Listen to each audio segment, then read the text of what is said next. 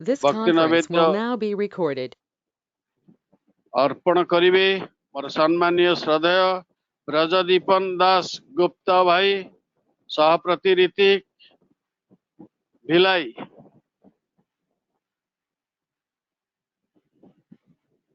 जय गुरु। हेलो, जय गुरु दादा, जय गुरु। बोलो। सबसे पहले परम प्रेम श्री ठाकुर अनुकूल चंद्र जी को शतकोटि प्रणाम, श्री बड़मा को शतकोटि प्रणाम, श्री बड़दा को शतकोटि प्रणाम, आचार्य देव श्री दादा को शतकोटि प्रणाम, बाबाईदा को शतकोटि प्रणाम, अविन बाबू को शतकोटि प्रणाम, ठाकुर परिवार के सभी को शतकोटि प्रणाम। आज ऑनलाइन में उपस्थित सभी दादा माताओं को मेरा राम मंदिर जय गुरु। मुझे जानवी माँ ने और बसंत साहू ने आज यहाँ भजन गाने के लिए कहा है, मैं उनका आभारी हूँ। मैं एक भजन सुना रहा हूँ जिसको मैंने खुद भी लिखा है, खुद ही सुर दिया है और इसको मैं आचार्य देव श्री दादा के पास भी सुना है। उसी को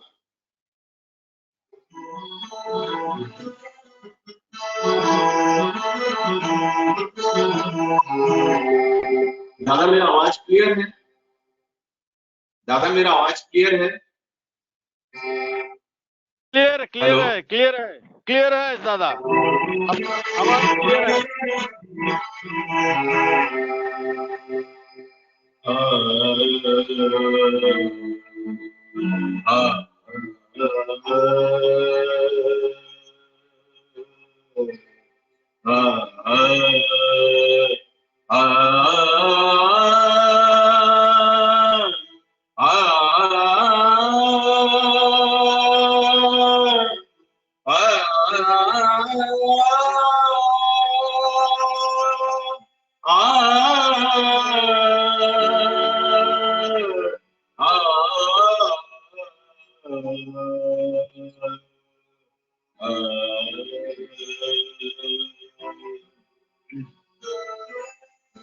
प्रभु जी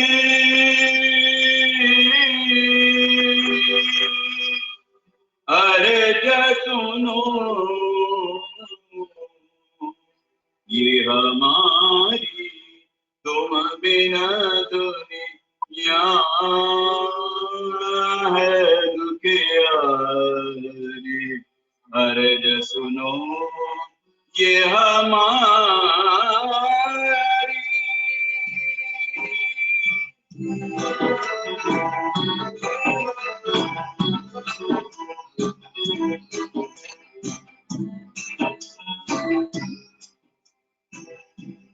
प्रभु जी प्रभु जी प्रभु जी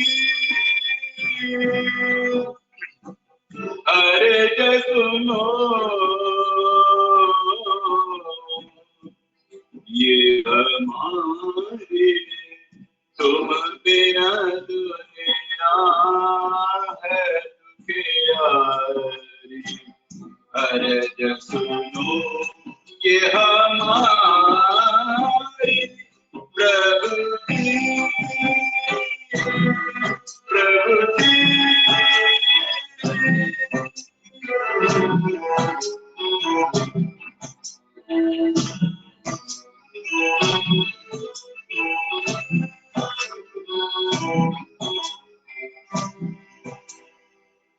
हम अज्ञानी ज्ञान हमें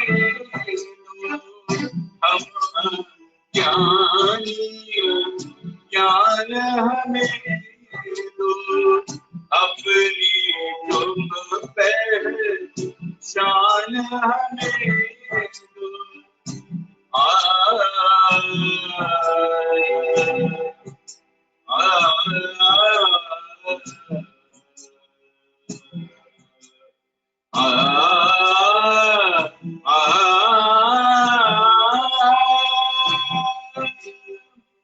हम अज्ञानी ज्ञान हमें दो, अपनी तुम पहचान हमें दो। सबको अपनी राह कर दो, सबको अपनी राह कर दो। हम संतान तुम्हारी, हम संतान तुम्हारी ठाकुर जी, ठाकुर जी, प्रभु जी, अरज सुनो ये हमारी तुम बिन दुनिया है दुखियारी, अरज सुनो ये हमारी।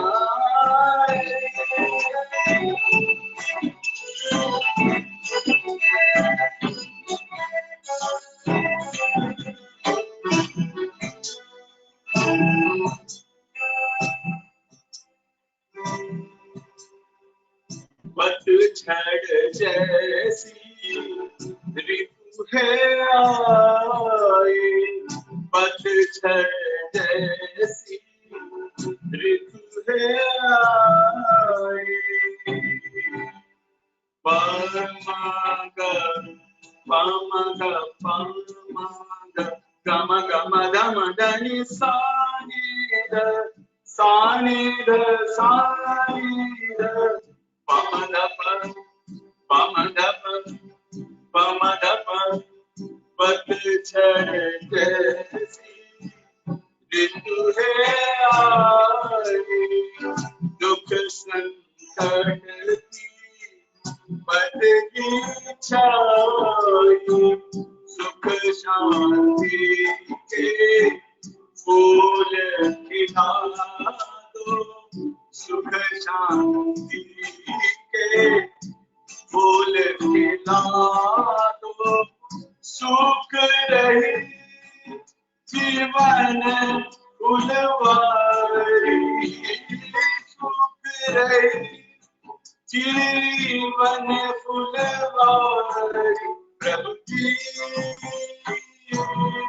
प्रभु जी, प्रभु जी, अर्ज सुनो ये हमारी तुम बिन दुनिया है दुखियारी, अर्ज सुनो ये हमारी, प्रभु जी, प्रभु जी, प्रभु जी, प्रभु जी, प्रभु जी,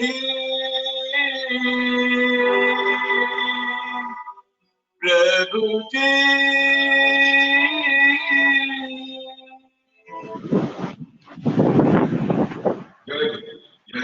जय गुरु। जय।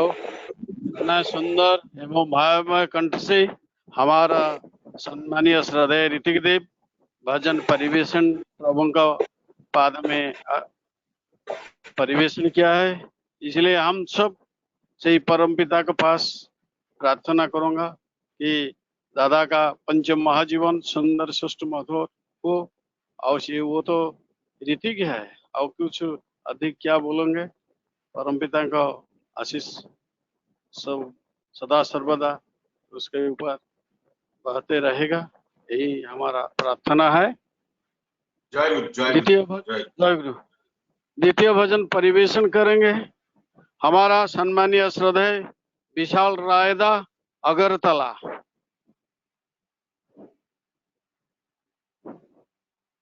हेलो। जय गुरु दादा। जय गुरु दादा। जय गुरु, जय गुरु, जय गुरु। बोलिए দাদা, আমাকে শোনা যাচ্ছে স্পষ্ট? हाँ, क्लियर क्लियर আছে, ভিডিও ক্লিয়ার আছে।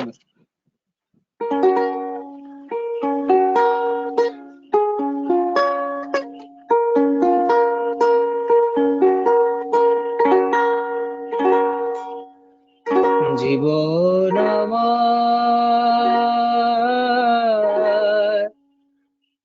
ওগো দয়াল দিয়েছো প্রেমে ভরে, তুমি আছো তাই এ জীবন আমার আনন্দে উঠেছে ভরে, জীবন আনন্দে উঠেছে ভরে। জীবন আমার গো দয়াল দিয়েছো প্রেমে ভরে, তুমি আছো তাই এ জীবন আমার আনন্দে উঠেছে ভরে, জীবন আনন্দে উঠেছে ভরে। জীবন আমার ওগো দয়াল দিয়েছো প্রেমে ভরে, তুমি আছো তাই এ জীবন আমার আনন্দে উঠেছে ভরে, জীবন আনন্দে উঠেছে ভরে। তুমি না থাকিলে কোথায় পেতাম এত ভালোবাসা,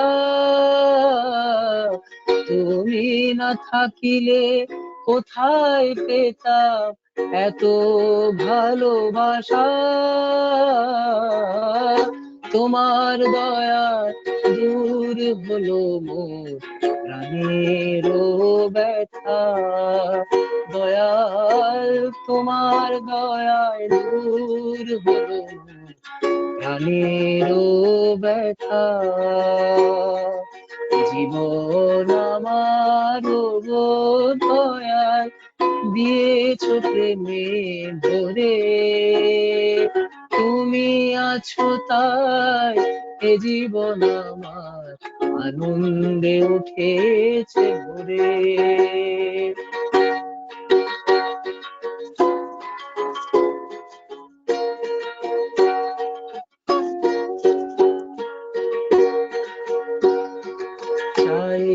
চাই না কিছু আমি তোমায় ছাড়া আর, চাই না কিছু আমি তোমায় ছাড়া আর। দেখালে বাঁচার পথ তুমি প্রতিবার, তোমার দয়ায় দূর হলো মোর জীবনের আধার। জীবন আমার গো দয়াল দিয়েছো প্রেমে ভরে, তুমি আছো তাই এ জীবন আমার আনন্দে উঠেছে ভরে।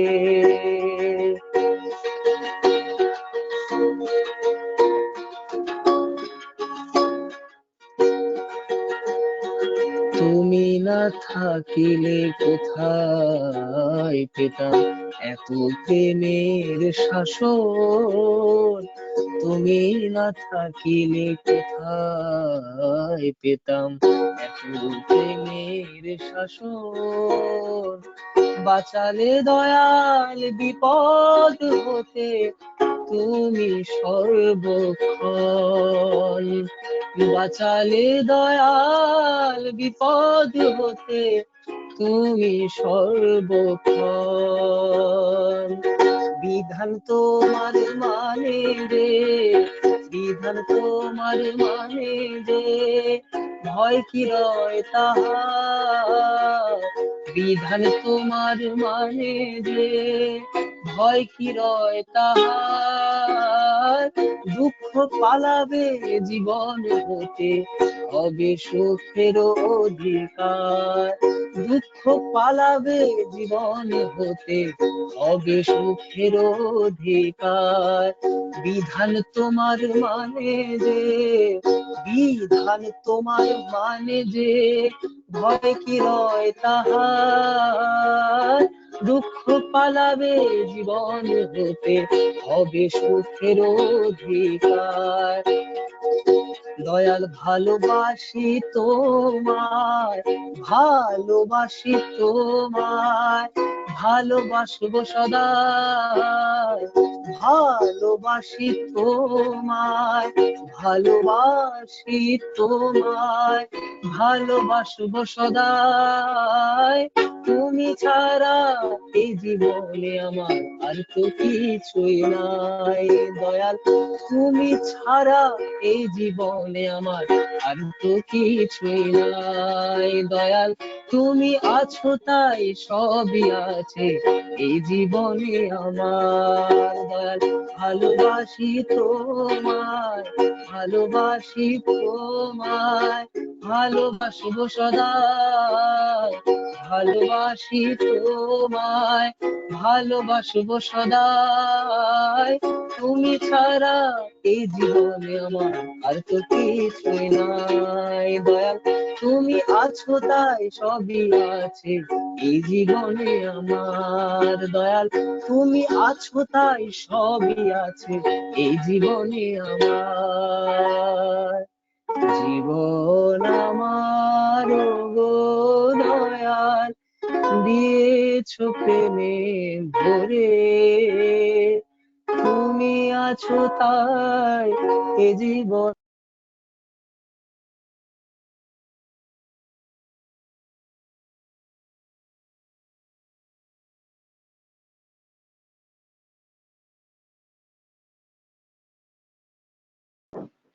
জয় গুরু, জয় গুরু। যাও অতি সুন্দর ভাবে আমার যে অতি পরিচয় সুমেন দা, বিশাল দা বাংলাতে খুব জমা করে ঠাকুর ভজন গান করছে, বহুত ভালো আছে। ঠাকুরকে পাখে আমি সবাই প্রার্থনা করবে এই বিশালদার পঞ্চ মহাজীবন সুন্দর সুষ্ঠু মধুর হবে, শান্তি স্বস্তি আনন্দ পাবে। এই সেই ঠাকুরের কাছে আমার প্রণাম। জয় গুরু। বর্তমান তৃতীয় ভজন পরিবেশন করিবে মোর সম্মানীয় শ্রদ্ধেয় মহেশ্বরী বেহেরা মা, ভুবনেশ্বর। জয় গুরু দাদা। জয় গুরু।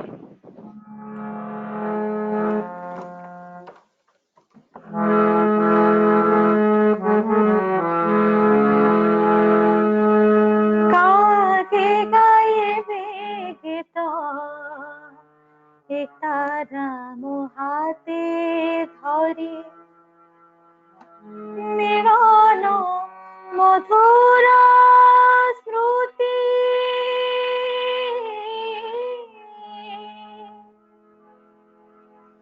মিলন মধুর স্মৃতি, বিরহর টান তোড়ে,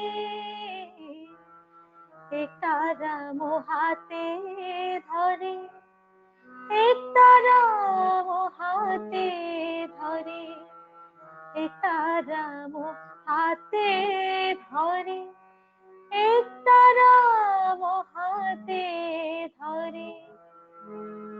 কাকে গাইবে গীত একরাম হাতে ধরে, কাকে গাইবে গীত একরাম হাতে ধরে, মিলন মধুর স্মৃতি, মিলন মধুর স্মৃতি, বিরহর টান তোড়ে, একরাম হাতে ধরে, একরাম হাতে ধরে, একরাম হাতে ধরে, একরাম হাতে ধরে। কাকে গাইবে গীত একরাম হাতে ধরে।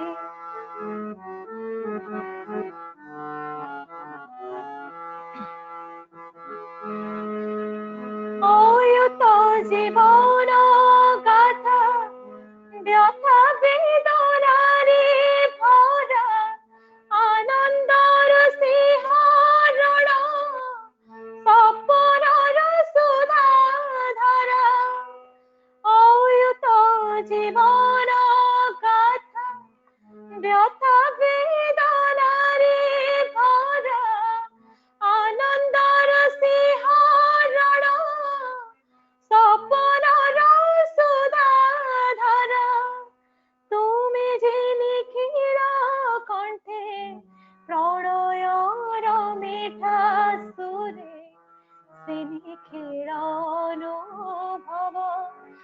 বেতারে বিচরা চরে স্নেহেরা অনুভব বেতারে বিচরা চরে জীবন বীণার তারে জীবন বীণার তারে নবরাগ ছন্দ তোরে একতারা মোহাতে ধরে একতারা মোহাতে ধরে একতারা মোহাতে ধরে একতারা মোহাতে ধরে কাকে গাইবে গীত একতারা মোহাতে ধরে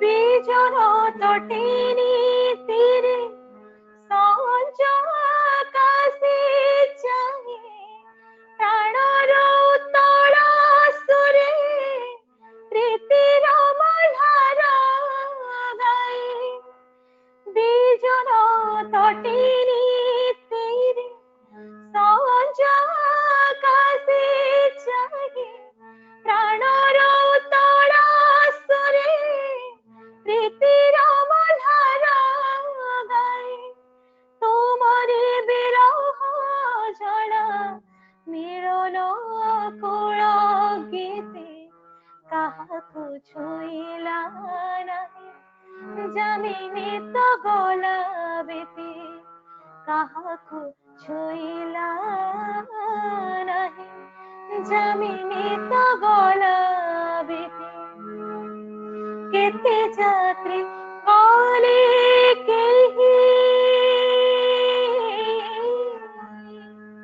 কেতে যাত্রী গলে কেহি শুনিহেনি কর্ণ টেরি একতারা মোহাতে ধরে একতারা মোহাতে ধরে একতারা মোহাতে ধরে একতারা মোহাতে ধরে কাকে গাইবে গীত একতারা মোহাতে ধরে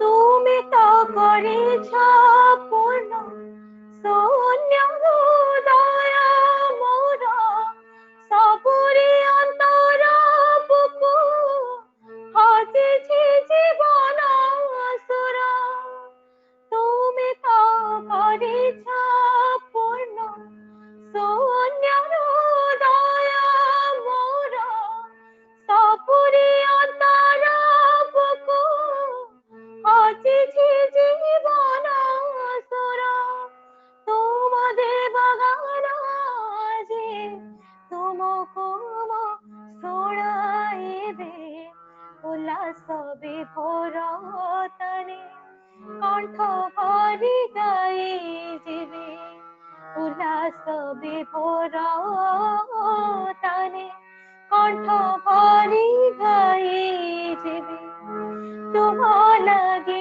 প্রিয়তম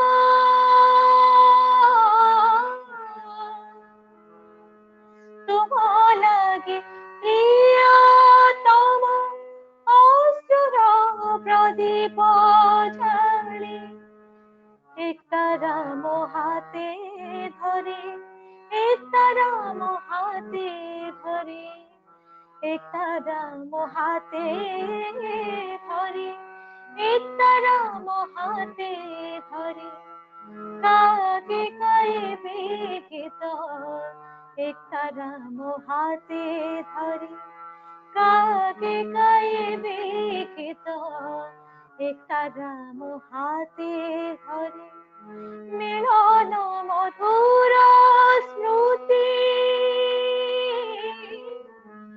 মিলন মধুর স্মৃতি বিরহর তান তোড়ে একতারা মোহাতে ধরে एकतारा मोहाते धरे एकतारा मोहाते धरे एकतारा मोहाते धरे एकतारा मोहाते धरे एकतारा मोहाते धरे। জয়গুরু। যাও সমেতন কিন্তু অতি সুন্দর ভাবে ଭାବମୟ କଣ୍ଠରେ ଅତି ସ୍ପର୍ଶକାତର ଥିଲା ଏଇ ଭଜନଟି। ତେଣୁ ଆସନ୍ତୁ ଆମମାନେ ସମସ୍ତେ ସେଇ ଠାକୁରଙ୍କ ପାଖରେ ପ୍ରାର୍ଥନା କରିବା, ମହେଶ୍ୱରୀ ମା ତାଙ୍କ ପରିବାର ପରିଜନ ସମସ୍ତେ ମଙ୍ଗଳରେ ରୁହନ୍ତୁ, ଶାନ୍ତି ସ୍ୱସ୍ତି ଆନନ୍ଦ ପାଆନ୍ତୁ। ବର୍ତ୍ତମାନ ଶେଷ ଭଜନ ପରିବେଷଣ କରିବେ আমার প্রণতি সম্মানীয় শ্রদ্ধেয় প্রণতি রঞ্জন মজুমদার, नागालैंड। जयगुरु सुनाई दे रहा है दादा? हाँ सुनाई दे, क्लियर सुनाई देता है। जयगुरु सभी की सत्संग में उपस्थित सभी को मेरा आनंदित जयगुरु। मुझे आज सहयोग कर रहे हैं मेरे छोटे भ्राता श्रीदीप मालाकर। जयगुरु।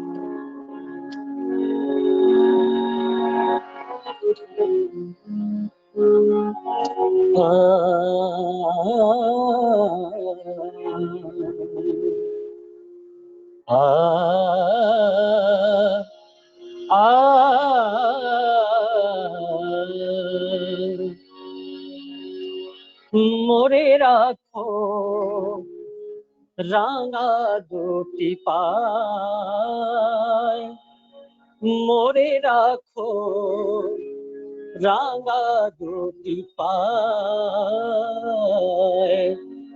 मोरे राखो रांगा दुटी पाय, मोरे राखो रांगा दुटी पाय। এইটুকু দয়া শুধু করো তুমি আমার, এইটুকু দয়া শুধু করো তুমি আমায়, এ মিনতি করি গো তোমায়, মোরে রাখো রাঙা দুটি পায়, মোরে রাখো রাঙা দুটি পায়।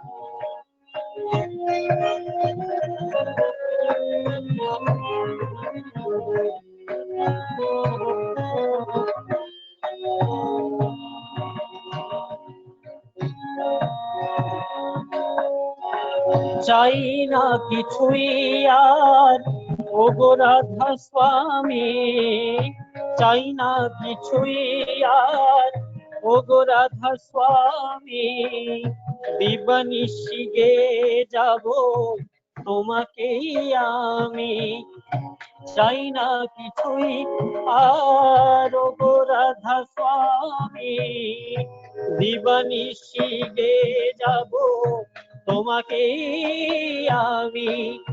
এভাবেই কেটে যায় যেন এ জীবন, এভাবেই কেটে যায় এ জীবন, আর মনে কিছু নাহি চায়, মোরে রাখো রাঙা দুটি পায়, মোরে রাখো রাঙা দুটি পায়, মোরে রাখো রাঙা দুটি পায়।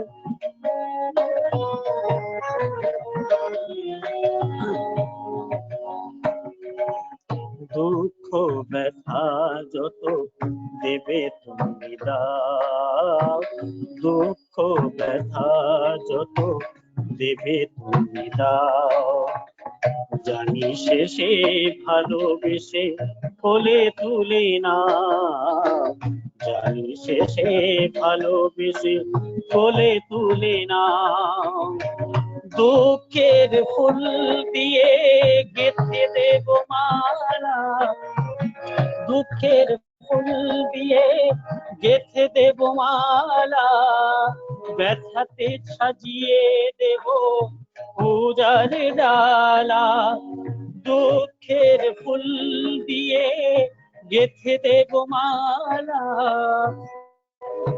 সাজিয়ে দেব পূজার ডালা। যেন ঠাই পাই চরণে তোমার, পায়ে যেন ঠাই পাই চরণে তোমার, ফিরিয়ে দিও না যেন তার মোরে রাখো রাঙা, মোরে রাখো রাঙা দুটি পায়। এইটুকু দয়া শুধু করো তুমি আমার, এইটুকু দয়া শুধু করো তুমি আমায়। এ মিনতি করি গো তোমায়, মোরে রাখো রাঙা দুটি পায়, মোরে রাখো রাঙা দুটি পায়, মোরে রাখো রাঙা দুটি পায়, মোরে রাখো রাঙা দুটি পায়। জয় গুরু। জয়গুরু। খুব চমৎকার ভাবে এই যে ভজন পরিবেশন করেছেন আমার অতি আপনার প্রণতি রঞ্জন দা নাগাল্যান্ড। আমি ঠাকুরকে পাখে প্রার্থনা করিবা প্রণতি দা তাंके परिवार परिजन सबाई खुशी आनंद रहेंगे। ठाकुर के पास जय गुरु। यही हमारा प्रार्थना। जय गुरु। धन्यवाद दादा, जय गुरु।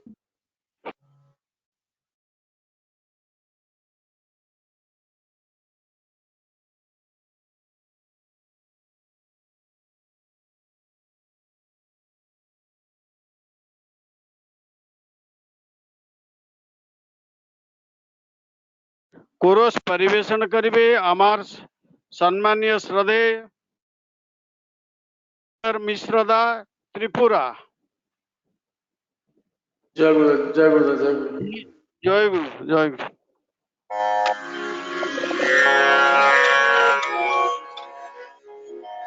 চির সুন্দর তুমি পুরুষোত্তম, অপরূপ লীলাময়। চির সুন্দর তুমি পুরুষোত্তম, অপরূপ লীলাময়।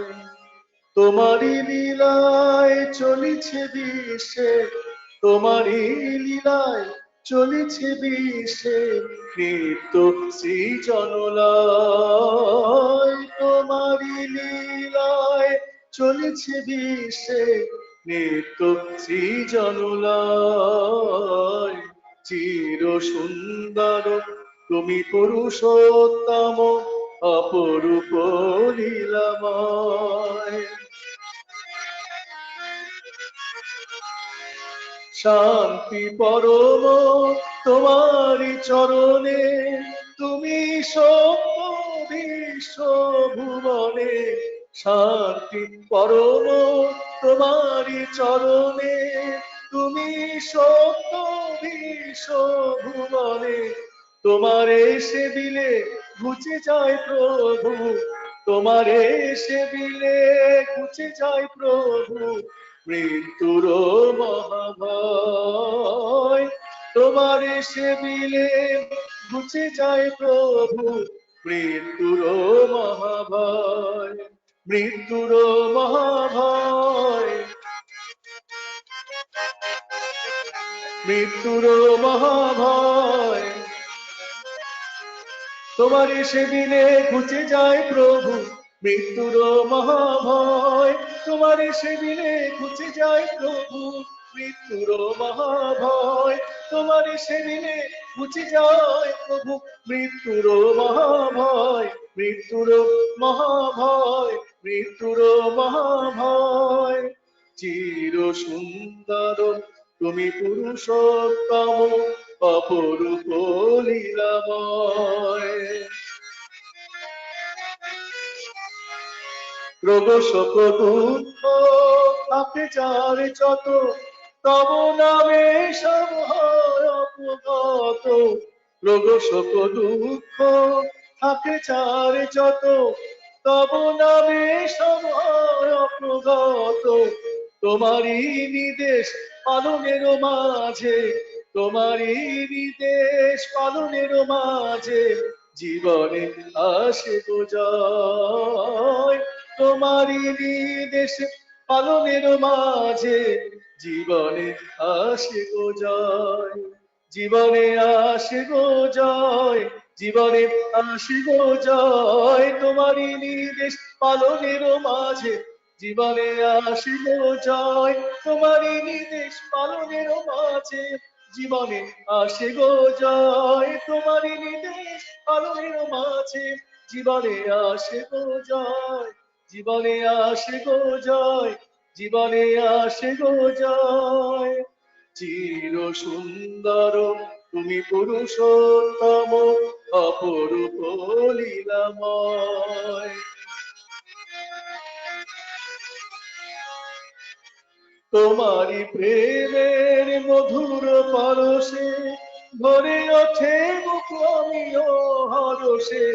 তোমারি প্রেমের মধুর পরশে, ভরে ওঠে বুক আমিও হরষে। তোমারি টানে চলিলে মানুষ, তোমারি টানে চলিলে মানুষ, জীবনে মুক্ত রয়। তোমারি টানে চলিলে মানুষ, জীবনে মুক্ত রয়।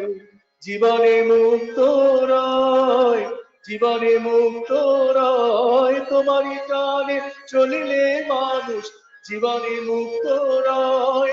তোমারি টানে চলিলে মানুষ, জীবনে মুক্ত রয়। তোমারি টানে চলিলে মানুষ, জীবনে মুক্ত রয়। জীবনে মুক্ত রয়, জীবনে মুক্ত রয়। চির সুন্দর তুমি পুরুষোত্তম, অপরূপ লীলাময়। তোমারি লীলায় চলেছে বিশ্বে, তোমারি লীলায় চলেছে বিশ্বে, নিত্য সৃজনলয়। চির সুন্দর তুমি পুরুষোত্তম, অপরূপ লীলাময়। অপরূপ লীলাময়, অপরূপ লীলাময়।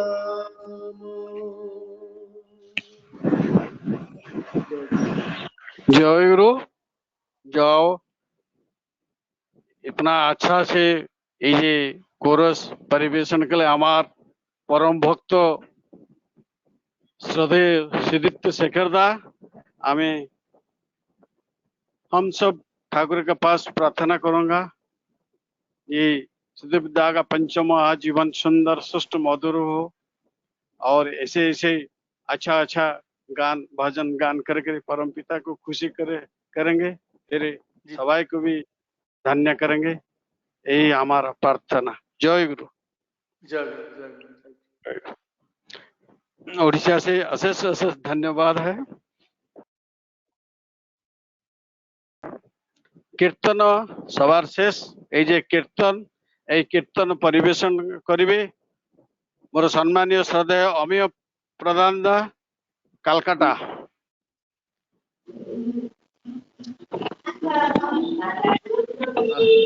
অনুজ অনুজ অনুজ প্রধান,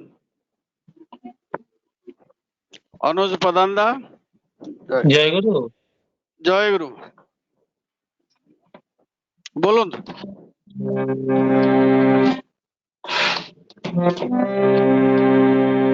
আচার্যদেব শ্রী দাদার লেখা একখানি কি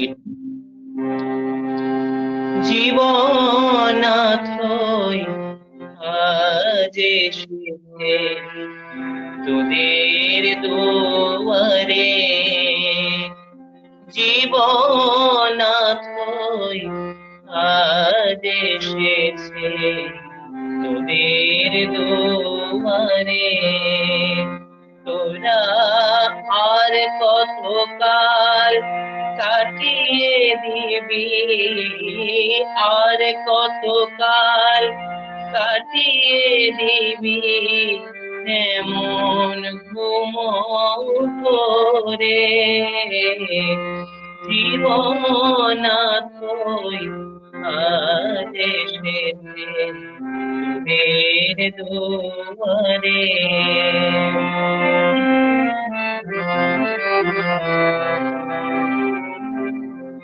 প্রবৃত্তিরি আগল টুটি ধর দয়ালের চরণ দুটি, প্রবৃত্তিরি আগল টুটি ধর দয়ালের চরণ দুটি, তোরা তারি সেবায় ওঠ না ফুটি সার্থকতায় রে। ওই দেখ জীবন রাত আজ এসেছেন তোদের দুয়ারে, প্রবৃত্তির আগুন টুটি ধর দয়ালের চরণ দুটি, প্রবৃত্তির আগুন টুটি ধর দয়ালের চরণ দুটি, তোরা তারি সেবায় ওঠ না ফুটি সার্থকতায় রে। ওই দেখ জীবন রাত ওই আজ এসেছে তোদের দুয়ারে, জীবন তুই আজ এসেছে তোদের দুয়ারে।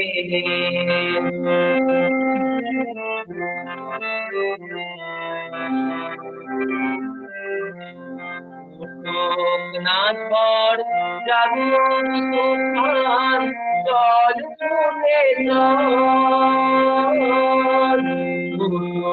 না ঝড় জাগুন তুফান জল ছুটে চল, তোদের ভেদি সেবা সাধন মুক্তি দেবে ওরে, তোদের ভেদি সেবা সাধন মুক্তি দেবে ওরে, তোদের ভেদি সেবা সাধন মুক্তি দেবে ওরে, তোদের ভেদি সেবা সাধন মুক্তি দেবে ওরে, তোদের ভেদি সেবা সাধন মুক্তি দেবে ওরে, তোদের ভেদি সেবা সাধন মুক্তি দেবে ওরে, জীবন তোর আজ এসেছে তোদের দুয়ারে।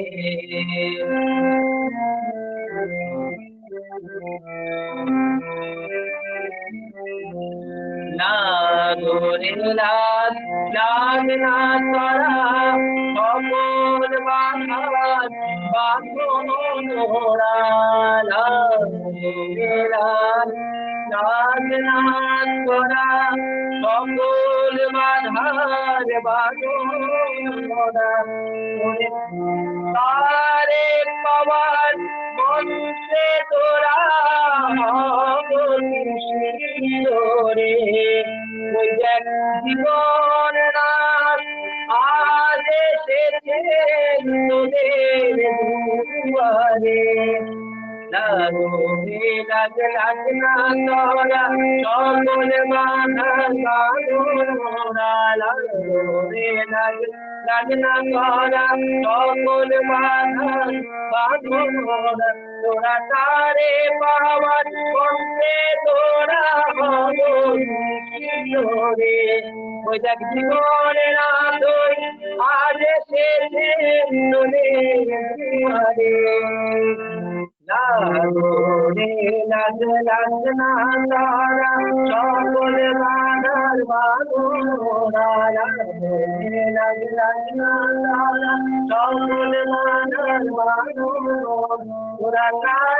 पावन बंदे तोरा बोलो रे জীবন না ধই আরে তেরে রে মারে জীবন না ধই আরে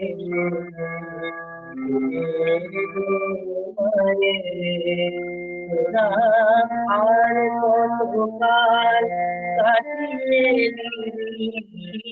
আর কত কাল কাটিয়ে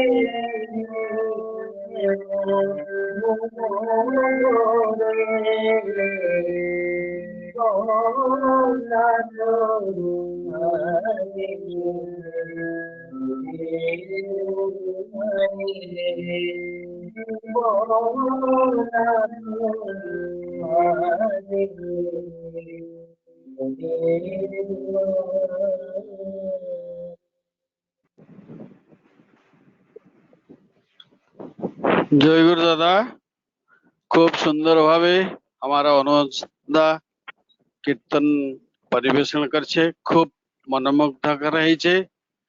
আমি সেই পরম পিতার কাছে প্রণাম জানাবে যে অনুজ দা का पंचमहाजीवन সুন্দর সুষ্ঠু মধুর হয়, ওরা শান্তি স্বস্তি আনন্দ পাবে এবং কীর্তনকারী সবাই মন কো ঝুমিয়ে নেবে, এই সেই ঠাকুরের কাছে প্রার্থনা। বর্তমান ভজন কোরস কীর্তন পর্ব সরিছে। আলোচনা, এই আলোচনার প্রারম্ভিক আলোচনা দেবে মোর সম্মানীয় শ্রদ্ধেয় গোবিন্দ ভাই, অতি কম সময় ভিতরে সারিবে। জয় গুরু। জয় গুরু দাদা। গোবিন্দ ভাই জয় গুরু। দাদা জয় গুরু। জয় গুরু।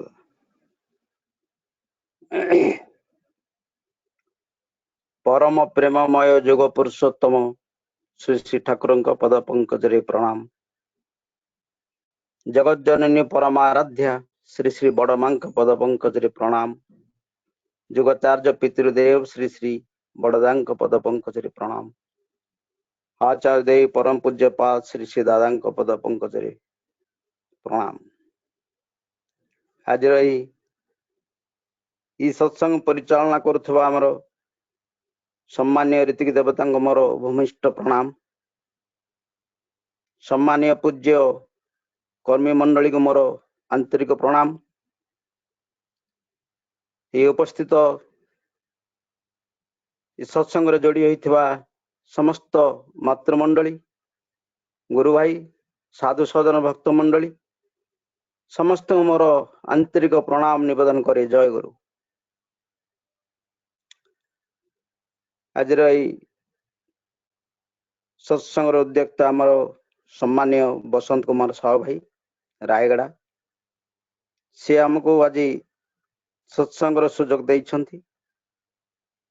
तेणु तांको व्यक्तिगत पारिवारिक जीवन ठारू आरंभ करी तांगर पंच महाजीवन राष्ट्र जीवन पर्यंत समस्त मंगल कामना करी मु श्री ठाकुरଙ୍କ श्री पद पंकजरे प्रणाम निवेदन करी। आज ठाकुर भोग निवेदन करछंती हमर 4 जण भाई, सेथरु हमर सम्मान्य बुलदादा मु तांग सहित सकाळे कथा आइथिली, से वर्तमान बेंगलोर अछंती। आउ तांको समस्त कथा पछारी बुझिथिली जे से वर्तमान तांकर झियो सुस्थ हेलेनी, जोई आयुषरे अछंती बोली कहउथिले। से अति चंचल सुस्थ होई पारंती बोली एई सूचना मु तांको पाइथिली। तेणु आमे सब प्रार्थना करू जे अति चंचल सुस्थ होई घर को फेरंतु, पूर्व भली तांकर ई घर संसार हसी उठु। ए मोर प्रार्थना। आम समस्त रायगड़ार गुरु भाई तरफ संसार हसी उठुले समस्त आम ठाकुर पद पंकज प्रार्थना निवेदन करवा। तत्संगे संगे आमर विक्रम नायक भाई, गुरुनाथ भाई और संजय कुमार पात्र भाई, ये समस्ते सब भोग जो जो उद्देश्य श्री ठाकुर को भोग निवेदन कर से समस्त उद्देश्य सफल हो बोली मु ठाकुर पद पंकज प्रणाम निवेदन करे। समय तो बहुत अल्प, दादा कहते अल्प समय भितर सरेबे। आमे सब से श्री श्री ठाकुर चरणाश्रित, प्रति मुहूर्त प्रति समय रे से आमको रक्षा करि चली। केते विपद, केते आपद, केते रोग क्लेश कष्ट सबुतिर से आमर निवारण कर चली। से प्रकृति आम मनुष्य को से भल पाती। गछ लता पशु पक्षी मनुष्य समस्त तांकरी करुणारे तांकरी अमृतर सिंचन रे आम समस्ते रक्षा पाई चलीछु। केते भल पाइछ, से केते भल पाते आम। किंतु जदि आम मानकर तांक प्रति जदि भल पाइबा टिके कमी जाए ताले श्री ठाकुर बहुत मन दुख करते। से उद्देश्य रे तो बहुत समय कम, छुटिया वास्तविक कथा टे कही। श्री श्री रामकृष्ण ठाकुर परमहंस पाखु जने छोट पिला 10-12 वर्षर पिला नई पार हो सबुदिन निकट को आसे। किछि दिन से आसला नहीं, तापर पुणी किछि दिन पर से ठाकुर पाखु फेरी आसला। रामकृष्ण ठाकुर तांको पचारले, बाबू एते दिन हला तू जाइथिलु कुआडे? से छळ छळ आखिरी उत्तर देला, ठाकुर मते सबुदिन बापा पैसा दियंती, मु डंगा भड़ा देई आपण पाखु जाए। नदी रे पार ही डंगा भड़ा देई आपण पाखु जाए। एबे मते बापा पैसा देले नै। पैसा मागिवार मो प्रति विरक्ति हेले, कहले मोठू पैसा नहीं, मोर अभाव भितर मु अछि। फेर तू गोटे बुढ़ा ब्राह्मण पाखु कहीं सब बळे जाउछु। ई कथा कहबार मो मन टिके दुख होला। से पिलाटे कहूछि जे आज किंतु ठाकुर मु भूल कर देछि ना। कोन करछु? हम बापा को पॉकेट रो टंका चोरी करी डंगा भड़ा नेबी बोली मु जिमती नदी पार ही डंगा वाला को पैसा देबी, डंगा भड़ा देकी मु ठाकुर पाखु जीबी। से उद्देश्य मु ठाकुर मो बापा को पॉकेट रो पैसा किछि चोरी करिछि। रामकृष्ण ठाकुर तांगु कहिले, खबरदार बाबू, बापा को सब कथा तू मानिबू, तांके जहा कहउछन्ती ताहा मानिबू, ए भलिया काम करिवनी। किंतु मो पाख को आसवा केबे हेले बंद करिवो नै। ए कथा मानि चलिबो। मो पाख को तू आसबू निश्चय। ए कथा छाड़ी के बापा सब कथा मानिबू। कारण मो पाख को तू जदि आसबू केवल तोर नुहे, तोर बापा जा 14 पुरुष समस्तंगर कल्याण हो। जन भक्त यही कथा ठाकुर को प्रश्न कले। ठाकुर मते जन लोक कहले जे मल्ली फूल फुटले आपे आपे तार बास्ना चारिआडे बासे। आ ये दीक्षा नबा कौन आवश्यकता अछि? से तो आपे आपे बासे उठिबे। ठाकुर थार उत्तर कहउछन्ती, अरे पवन बहिले तो बासना चारिआडे जीवो, पवन न बहिले बासना कुआडे जीवो? तेणु दीक्षा नहीं शिक्षा कर, आचार्य को करी सार, आचरणा बोध चयनी ज्ञानर सागर हुओ तू पार। तेणु आमे दीक्षा नबा, दीक्षा नेले आमर आचार आचरण बोध ज्ञान सब किछि आदर्श मूलक हो उठिबो। तेणुकर आमे सेई उद्देश्य रे ही दीक्षा नबा। आमे जदि दीक्षार महत्व को आमे बुझी परिबा ताहले आउ आमे अन्य जन ताहा बुझाई कहि परिबा, दक्षता आमर सेथिरे बढ़िबो। तेणु श्री ठाकुर बारंबार कहउछन्ती, मु गोटे निर्बोध, मु निरलस, मु तुमको निर्बोध परी जहा किछि मु कहूछि तुमे ताको अति सरल सहज रे मानि जाउछ। सेथिरे तुमर निश्चित मंगल अछि। ठाकुर कहउछि मो कथा को तुमे अति सरल रे मानि जाउछ, सेथिरे तुमर निश्चित मंगल अछि। तेणु आमे सेई छोट पिलांग भली तांकरी कथा को मानि चलिबा। कौनसी जुक्ति प्रश्न न उठाई तांके जहा कहउछन्ती तांकरी कथा को मानि चलिबा। ପ୍ରଶ୍ନ ମୋର ଅସ୍ତ ଯାଉ, ଯୁକ୍ତି ଯାଉ ସରି, ତୁମର ଇଚ୍ଛା କରିବି ପାଳନ, ମରଣ ସ୍ତବ୍ଧ କରି। ଏଇ ଇଚ୍ଛାଟି ଠାକୁରଙ୍କର ଆମେ ପୂରଣ କରି ଚାଲିବା। ଆମ ଦାଦା ଅଛନ୍ତି ସର୍ବଶ୍ରେଷ୍ଠ ଡକ୍ଟର ସମ୍ମାନୀୟ ଡକ୍ଟର ମାନସ ରଞ୍ଜନ ପ୍ରଧାନ ଦାଦା ପାରାଦୀପରୁ। ତାଙ୍କ ମୁହଁରୁ ଆମେ କିଛି ଶୁଣିବା ଠାକୁରଙ୍କ କଥା। ସର୍ବଶେଷରେ ସେଇ ବସନ୍ତ ଭାଇଙ୍କର ମଙ୍ଗଳ କାମନା କରି ମୁଁ ଗାଇ ଉଠେ ବନ୍ଦେ ପୁରୁଷୋତ୍ତମ। ଜୟ ଗୁରୁ ଦାଦା। ଦାଦା ଜୟ ଗୁରୁ। ହଁ ଜୟ ଗୁରୁ ଜୟ ଗୁରୁ। ଯାଉ ସୁନ୍ଦର ଭାବେ খুব କମ ସମୟ ଭିତରେ ବହୁତ ସୁନ୍ଦର କଥା ଆଲୋଚନା କରୁଥିଲେ। ଆହୁରି ଶୁଣିବାକୁ ଇଚ୍ଛା ହଉଥିଲା, କିନ୍ତୁ ଯେହେତୁ ସମୟ ଆଉ ପରମିଟ କରୁନି, ତେଣୁ ଦାଦା ବାଧ୍ୟ ହେଇକି ରଖିଲେ। ଆମମାନେ ସମସ୍ତେ ସେଇ ଠାକୁର ପ୍ରାର୍ଥନା କରିବା, ଗୋବିନ୍ଦ ଭାଇଙ୍କର ପଞ୍ଚମ ଆଜୀବନ ସୁନ୍ଦର ସୃଷ୍ଟି ମଧୁର ହଉ, ସେ ଶାନ୍ତି ସ୍ୱସ୍ତି ଆନନ୍ଦ ପାଆନ୍ତୁ। ବର୍ତ୍ତମାନ ଆମର ଯିଏ ମୁଖ୍ୟ ମୋର ସମ୍ମାନୀୟ ଶ୍ରଦ୍ଧେୟ ବରେଣ୍ୟ ରୀତିକ ଦେବ ଡକ୍ଟର ମାନସ ରଞ୍ଜନ ପ୍ରଧାନ ଦା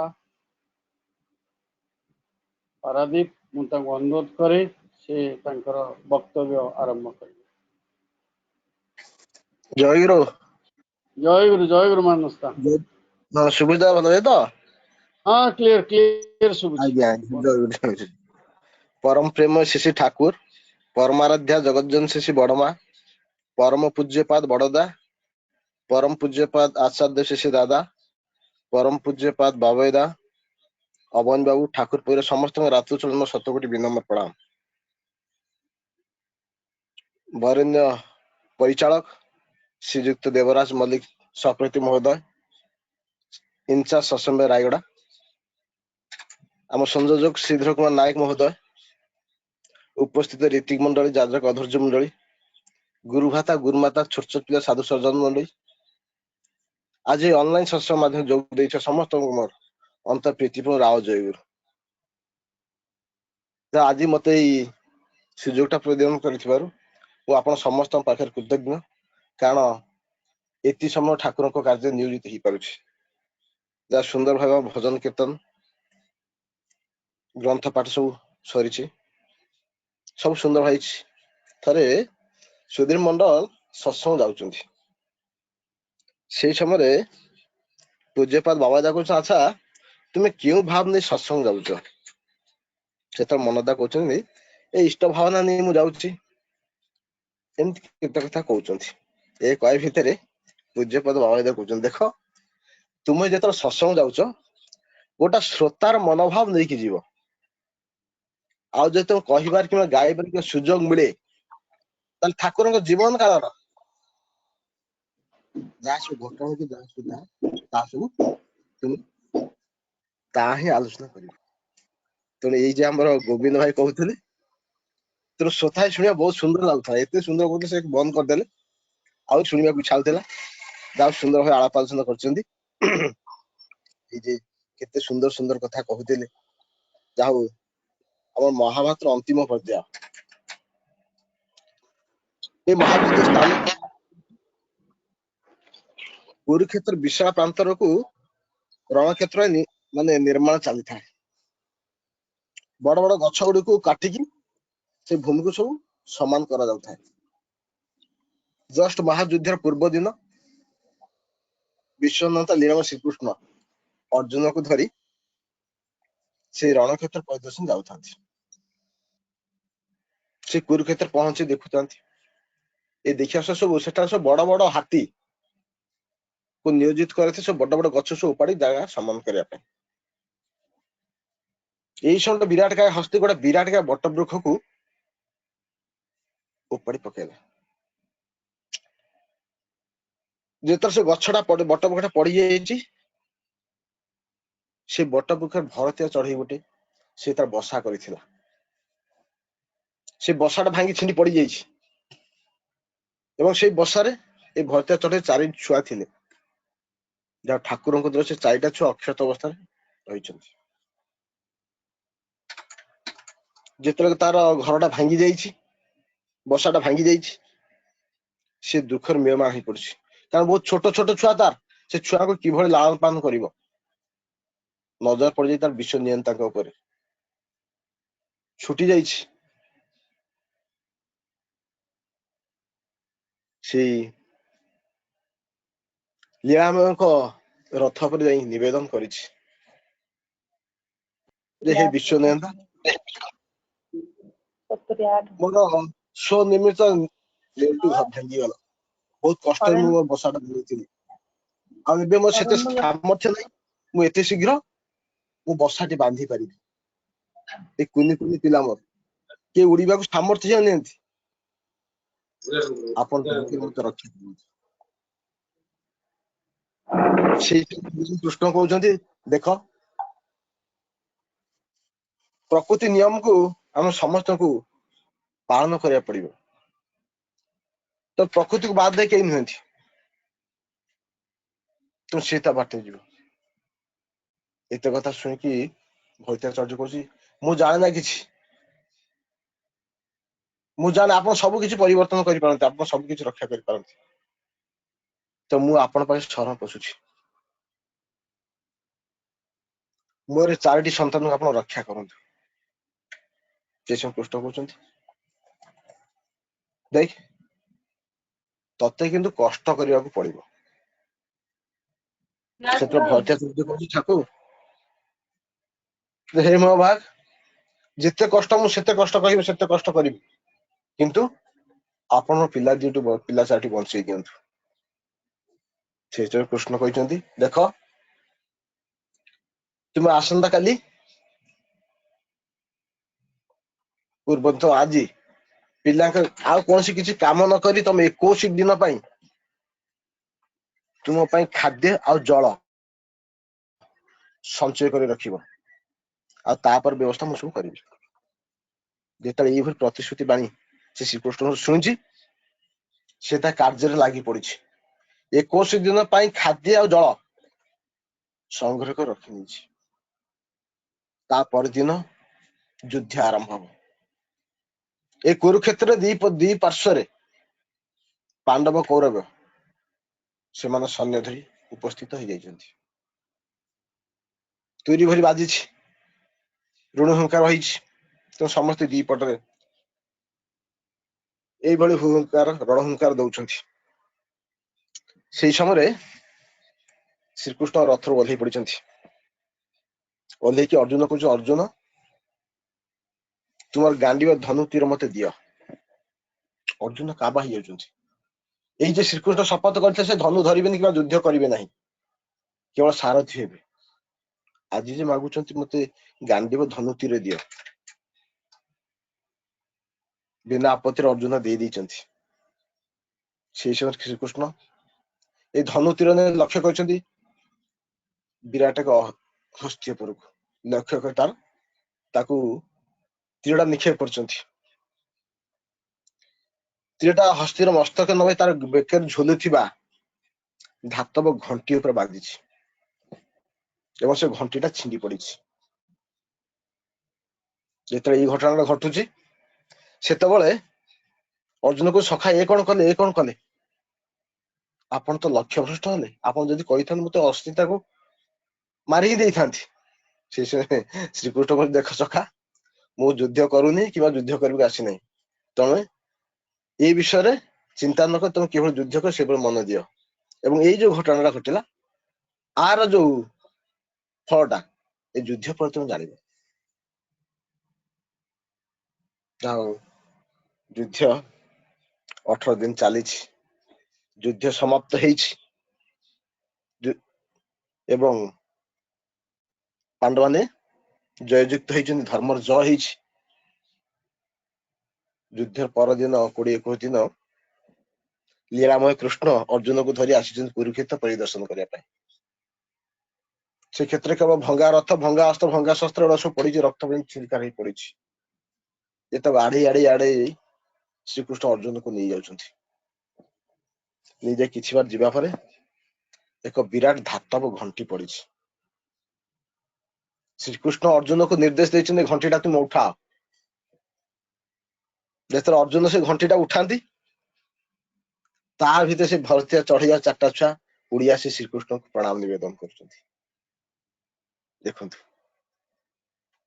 ଯେତେବେଳେ এই ভয়তা চর্যে শ্রীকৃষ্ণଙ୍କୁ ପ୍ରଣାମ ନିବେଦନ କରୁଛି। ଏଇ 18 ଦିନ ଭିତରେ ତାର ଯୋଉ ଛୋଟ ଛୋଟ ଛୁଆ ଥିଲେ ସେମାନେ ସବୁ ପର କଣି ଯାଇଛି, ସେମାନେ ଉଡିବାକୁ ସକ୍ଷମ ହେଇଯାଇଛନ୍ତି। ତେଣୁ ସେ ବାରମ୍ବାର ସେ ଶିଶୁକୁ ପ୍ରଣତି ନିବେଦନ କରୁଛନ୍ତି ଯେ ମହାଭାଗ ଆପଣ ଆମକୁ ରକ୍ଷା କରିଦେଲେ, ଆପଣ ଆମକୁ ନୂତନ ଜୀବନ ଦେଲେ। ତ ବର୍ତ୍ତମାନ ଏଇ ଯୋଉ କରୋନା ପରିସ୍ଥିତି, ଏଇ ଯେ ଘର ଆମର ବର୍ତ୍ତମାନ ଏଇ ଘରେ ରହିବା ପାଇଁ ନିର୍ଦ୍ଦେଶ ଆସିଛି। ତେଣୁ ଏଇ ଘରଟିକୁ ଯଦି ଆମେ ସେଇ ଘଣ୍ଟି ଭଳି ଭାବି ସେଇ ଘର ଭିତରେ ରହି ଆମ ଜୀବନଟା ସୁନ୍ଦର କରିପାରିବା। ତେଣୁ ଘର ରୂପକ ଘଣ୍ଟା ଭିତରେ ସୁରକ୍ଷିତ ଆମେ ରହିପାରିବା। ଏହି ଯୁଦ୍ଧ ନିଶ୍ଚିତ ସମାପ୍ତି ହବ, ଧର୍ମ ନିଶ୍ଚିତ ବିଜୟ ହବ। ସେଇ ଧର୍ମର ରକ୍ଷକ ପରମେଶ୍ୱର ପରମାତ୍ମା ଆମକୁ ଯୁଦ୍ଧ ସରିଲେ ବିଶ୍ୱାସ ଘଣ୍ଟ ରୂପକ ଘରେ ରହିବା, ତ ଆମର ସୁରକ୍ଷା ସେଇ ପରମେଶ୍ୱର ନିଶ୍ଚିତ କରିବେ। ଆଉ ଅଧିକ ଅସୁସ୍ଥ ସବଳ ହେଇ ଉଠିବା, ଆମର ଡେଣା ଲାଗିଯିବ, ପ୍ରକୃତି ମା ଆହୁରି ସ୍ୱଚ୍ଛ ହେଇ ଆମକୁ କୋଳି ନେବାକୁ ଅପେକ୍ଷା କରିବ। ତେଣୁ ଏଇ ସମୟରେ ପୂଜ୍ୟପାଦ ଆଚାର୍ଯ୍ୟ ଦେବ ଯୋଉ ଯେତେବେଳେ କରୋନା ଆରମ୍ଭ ହୁଏ, ଦାଦାଙ୍କ ନିର୍ଦ୍ଦେଶ ଦେଲା ସମସ୍ତେ ଆମେ ସ୍ୱସ୍ଥନୀ ପାଳନ କରି, ଯୋଉମାନେ ସ୍ୱସ୍ଥନୀ ମଧ୍ୟ ନେଇଛନ୍ତି ସ୍ୱସ୍ଥନୀ ନିୟମ ପାଳନ କରିବା। ଆଉ ଯାହା ସବୁ ସରକାର ନୀତି ନିର୍ଦ୍ଦେଶ ଆସୁଛି ପ୍ରତ୍ୟେକ ଆମେ ପାଳନ କରି ଚାଲିବା। ତେଣୁ ଦାଦା ମଧ୍ୟ ଆମକୁ ନ ଦେଖି କଷ୍ଟ ପାଉଛନ୍ତି, ଆମେ ମଧ୍ୟ ତାକୁ ନ ଦେଖି କଷ୍ଟ ପାଉଛୁ, କିନ୍ତୁ କଷ୍ଟଟା ଶୀଘ୍ର ଲାଘବ ହବ। ତେଣୁ ଏଇ ଯେ ଠାକୁରଙ୍କ ପାଖକୁ ଆସିଛନ୍ତି ବିଶେଶ୍ୱର, ଠାକୁର ଯେ ଠାକୁର ମୁଁ ଦୀକ୍ଷା ନେଇଛି। ଠାକୁର ଭଲ କରିଛୁ, ଇଷ୍ଟଭୂତ କର ନା ବେଳେ ବେଳେ କରେ, ନା ସୁସ୍ଥ ନେଇଛ, ନା ଠାକୁର ଆପଣ ଯାହା କହୁଛନ୍ତି କୁହନ୍ତୁ। ଆମେ ବଙ୍ଗାଳୀ ମନୁଷ, ଆମେ ମାଂସ ଛାଡି ଦେଇପାରୁ, କିନ୍ତୁ ମାଛ ନହେଲେ ଆମେ ଖାଇବା ହୁଏ ନା। ଠାକୁର କହୁଛନ୍ତି ସ୍ୱସ୍ଥନୀଟା ନେଇଗଲେ ଭଲ ହୁଏ। ପୁଣି କହୁଛି ଠାକୁର ଏ ମାଛ ବିନା ଯେ ଆମର ଖାଇବା ହୁଏ ନା। ଏହା କରି ସେ ଘରକୁ ଫେରିଛନ୍ତି। ଫେରିବା ପାଇଁ ଦିନେ ମାଛ ଖାଇବା ହଠାତ୍ ଗୋଟେ ମାଛ ଗୋଟେ ତଣ୍ଟି କଣ୍ଟା ଲାଗିଯାଇଛି। ଡାକ୍ତର ଦେଖେଇଛନ୍ତି, ଡାକ୍ତର ଫୋର୍ସରେ ପ୍ରେସ୍ କରି ସେ ମାଛ କଣ୍ଟାଟା କାଢି ପାରିନାହାନ୍ତି। ସେ କ୍ରମଶଃ ଆସ୍ତେ ଆସ୍ତେ ସେପ୍ଟିକ ହେଇଯାଇଛି, ତଣ୍ଟି ଫୁଲି ଯାଇଛି, କଥା କହିବାରେ କଷ୍ଟ ହେଇଛି, ଖାଇବାରେ କଷ୍ଟ ହେଇଛି। ଡାକ୍ତର ମାନଙ୍କୁ ଯାଇ ଦେଖେଇଛନ୍ତି, ଦେଖନ୍ତୁ ଏଟା କ୍ୟାନ୍ସର ଆଡୁ ଗତି କରିଗଲାଣି। ତ ସେତେବେଳେ ସେ ନିଜ ଧୈର୍ଯ୍ୟ ରଖି ପାରିନାହାନ୍ତି, କାରଣ ଯାହା ଚାଲିଛି ଖାଇବାରେ କଷ୍ଟ, ପିଇବାରେ କଷ୍ଟ, କଥା କହିବାରେ ସବୁଥିରେ କଷ୍ଟ ହେଇ ପଡିଛି। ଆଉ ବଞ୍ଚିବେ କେମିତି? ସେତେବେଳେ ଦୌଡି ଆସିଛନ୍ତି ଆଶ୍ରମ, ଆସି ଠାକୁର ପାଇଁ ନିବେଦନ କଲେ, ଠାକୁର ଏଇ ଯେ ମାଛ କଣ୍ଟା ମୋ ତଣ୍ଟିରେ ଲାଗିଗଲା, କ୍ରମଶଃ ସେପ୍ଟିକ ଫୁଲି ଯାଇଛି, ମୁଁ ବର୍ତ୍ତମାନ କିଛି କଥା କହିପାରେ ନା, ଠାକୁର ଖାଇପାରେ ନା, ଆଉ ଡାକ୍ତର ମାନେ କହିଛନ୍ତି ମତେ କ୍ୟାନ୍ସର ହେଇଯାଇଛି, ତେଣୁ ମୁଁ ଆଉ ବଞ୍ଚି ନପାରେ। ତେଣୁ ଠାକୁର ମୁଁ ବଞ୍ଚିବାକୁ ଚାହେଁ, ଆପଣ ମତେ ବଞ୍ଚାନ୍ତୁ, ଆପଣ ମତେ ବଞ୍ଚାନ୍ତୁ, ଆପଣ ମତେ ବଞ୍ଚାନ୍ତୁ। ଠାକୁର ନିବେଦନ କରୁଛନ୍ତି। ଠାକୁର କିନ୍ତୁ ନୀରବ। ପୁନର୍ବାର ସେଇ କଥା ନିବେଦନ କରୁଛି, ଠାକୁର ମୁଁ ବଞ୍ଚିବାକୁ ଚାହେଁ, ମତେ ଆପଣ ବଞ୍ଚାନ୍ତୁ, ବଞ୍ଚାନ୍ତୁ, ବଞ୍ଚାନ୍ତୁ। ଠାକୁର ତଥାପି ନୀରବ। ଏ କଥା କହି ବିଶ୍ୱରେ ଚାଲି ଯାଉଛନ୍ତି। ସେତେବେଳେ ଶୁଣ, ତତେ ଆଉ ଔଷଧ ଖାଇବାକୁ ହବନି। ବିଶ୍ୱେଶ୍ୱର ଆନନ୍ଦରେ ଖୁସିରେ ପୁରା ପାଗଳ ହେଇଛନ୍ତି। ଏ ଠାକୁର ମତେ କହିଛନ୍ତି ମତେ ଆଉ ଔଷଧ ଖାଇବନି, ଆଉ ଔଷଧ ଖାଇବନି, ଆଉ ଔଷଧ ଖାଇବନି। ଏହାପରେ ସେ ଘରକୁ ଫେରିଛନ୍ତି, ଅଳ୍ପ କିଛି ଦିନ ସମ୍ପୂର୍ଣ୍ଣ ସୁସ୍ଥ ହେଇଯାଇଛନ୍ତି। ଆମର ଏଇ ଗତ କନଫରେନ୍ସରେ ପୂଜ୍ୟପାଦ ଆଚାର୍ଯ୍ୟଙ୍କ ନିର୍ଦ୍ଦେଶ ଯେ ଆମେ ନିଜେ ସୁସ୍ଥ ରହି ଅନ୍ୟମାନଙ୍କୁ ସୁସ୍ଥ ରଖିବା। ଆମେ ଦୀକ୍ଷା ଦେଲେ ସେଟା ସବୁ ନଜର କରିବାକୁ ହବ। ଆମେ ନିଜେ ସୁସ୍ଥ ରହିବା, ଯାହା ସୋସିଆଲ ଡିଷ୍ଟାନ୍ସ ମେଣ୍ଟେନ କରିବା, ସଦାଚାର ପାଳନ କରିବା, ମାସ୍କ ପିନ୍ଧିବା, ଆଉ ସବୁ ସାନିଟାଇଜ କରିବା, ଏଇ ଯାହା ସବୁ ନୀତି ନିୟମ ସବୁ ପାଳନ କରି ଆମକୁ ଦୀକ୍ଷା ଦେବାକୁ ପଡିବ। ଆଗ ନିଜକୁ ସୁସ୍ଥ ରଖିବାକୁ ପଡିବ। ଆମର ସର୍ବାହିତ ରୀତିରେ ସମାଜରେ ଘାଟା ଶସ୍ୟ ଭାରପାତ୍ର କର୍ମୀ ସେ ଯୋଉ ବ୍ରଜଗୋପାଳ ଗୁରୁ, ତାଙ୍କ ଯୁବକ ବେଳର ଗୋଟେ ଘଟଣା। ସେ ଏଇ ଆମର